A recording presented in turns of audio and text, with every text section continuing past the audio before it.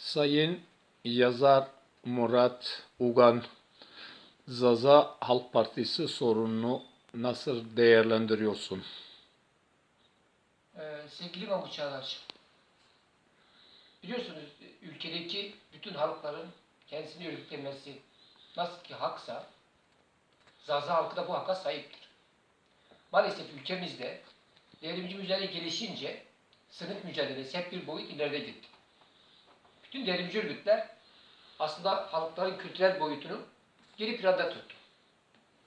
Bugün gönül isterdi ki Zaza halkı da bu mücadelenin bir parçası olarak, sınıf mücadelesinin bir parçası olarak örgütlenebilseydi, devrimciler, aydınlar ve kendini halkın mücadelesine adadığını iddia eden insanlar bu mücadelede Zaza halkını da unutmasaydı. Ama maalesef geldiğimiz şu durumda Zaza halkı bu örgütlülüğün içerisinde belli halklara yara getirecek şekilde yer aldı ama kendisi için bir şey yapmadı. Yani bugün bir kesim Kürt hareketi içerisinde örgütlendi, bir kesim sol içerisinde örgütlendi, bir kesim devletin yanında yer aldı.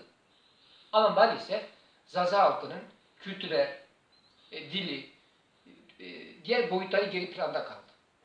Zaza Halk Partisi eğer gerçekten bütün bu sorunları iyi analiz edip önüne Zaza halkının bütün bu sorunlarını bir güzel perspektifle çözer ve bu sorunların çözümü için uygun adımlar atarsa büyük bir adım kaydedeceğine ben inanıyorum. Dolayısıyla bu mücadeleye herkesin destek vermesine gerektiğine de inanıyorum.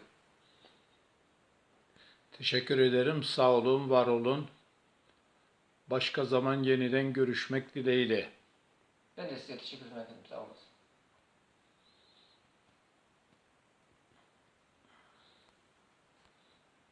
Eğer şey değilse, Yok, bir dakika konuşma. Ben burayı kapatayım.